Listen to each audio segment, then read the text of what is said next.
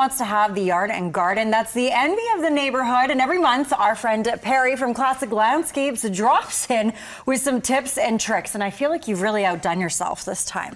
This looks amazing. But here's the problem. It's not exactly spring. The sun's trying. We've got playoff season, playoff fever.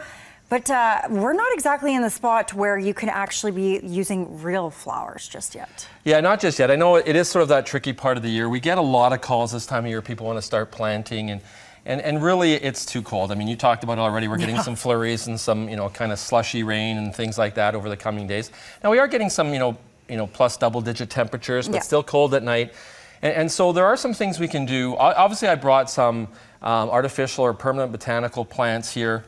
If you want to get a jump start, one of the best ways you can sort of upgrade your yard immediately, especially early in the spring, is to upgrade the pots in your yard. Maybe you've got just plastic pots sitting around. That's fine. They were convenient. They were easy to put there.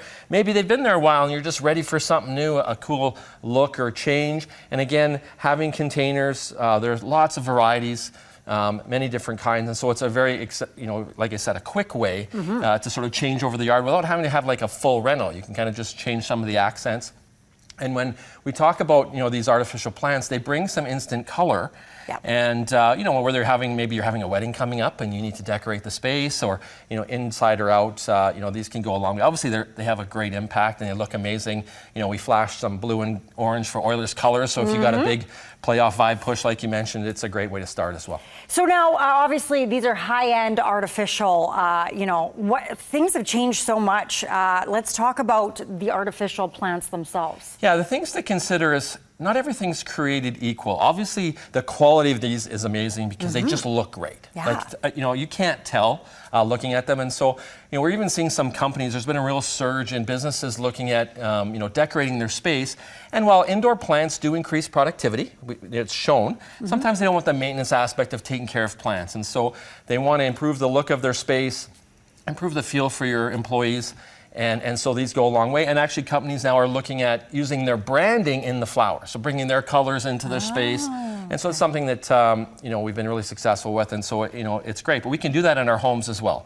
Colors we like, interior spaces. Sometimes people don't want to be able to, or aren't able to water plants. Maybe you go away for months at a time. Right.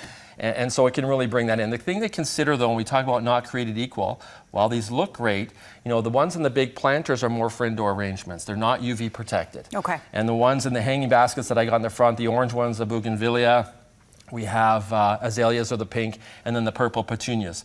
Azaleas, the real version can grow here. Rhododendrons are related, but they only flower for a couple weeks in the spring. They look amazing, but in an instant it's over. So this is something you could hang out there. They are treated for UV, so they can handle the sun. They will endure and last and look great for years to come. Okay, so let's actually pivot back to the real thing. So if we are actually going to be planting in the dirt, where are we headed? Yeah, you know what? One of the great things to do in the spring is bulbs. And bulbs are amazing because they're going to give you flowers in the summer. And you can actually have ones for different times of the year where they sort of flower in the summer, flower later summer. I've brought a few choices here. Peonies are a big one. They're kind of the pink one that you see here first. And the sorbet peony is really cool. It's kind of a different looking. It's bright, big flower. Not something you'll really find easily in a garden center already planted. So putting a bulb gives you sort of a wider range of variety that you can put in your yard, especially if you like things that are unique. The Far West glads are some of my favorites, and I love blue poppies. I know the picture here looks a bit purpley, but they do look quite bluish when planted. And I love them because they're just unique, they're different. They bring some impact to your yard, and planting them a few inches in the ground. Directions are right on the package, nice and easy. Water them up, and they'll come up in the summer. Exactly. So it's more or less foolproof. But here's the thing: we've got the cold temperatures, we got snow, not a ton of rain. We've got people that have like those dry, dead patches of grass. So what do we do to get ahead of that now, so that by the time we get to see it, we can enjoy it? Yeah, the key for when we talk about overseeding and stuff is using the right seed. Okay. And I've got in front of me some less water seed. That's where the dynamics have gone. The testing, they actually have facilities down in Oregon where they test grass seed. And this takes less water to stay green longer and requires less water to survive. And so by going to the less water grass seed, it's just the best way. The sod we have is made with this seed, is grown with this seed.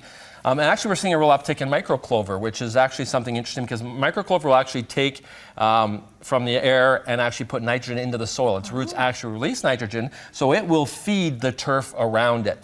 And if you want sort of a more natural look, or you have some difficult areas of the yard, you're struggling to grow turf, using some microclover and just seeding it along with your other seed is a great way to go, and actually healthy for not only your yard but the environment, insects and things around too. Well, incredible, Perry. I mean, you never cease to amaze me with your incredible displays. But, I mean, we're still in this weird kind of in-between part. So for now, we'll get there. But if you are interested in anything that we spoke about today, and for more great ideas, make sure you head over to check out Classic Landscapes and Classic Gardens at their 2 locations. And, of course, you can always visit them online, classicgardens.ca. Stay with us. We'll be back after the break.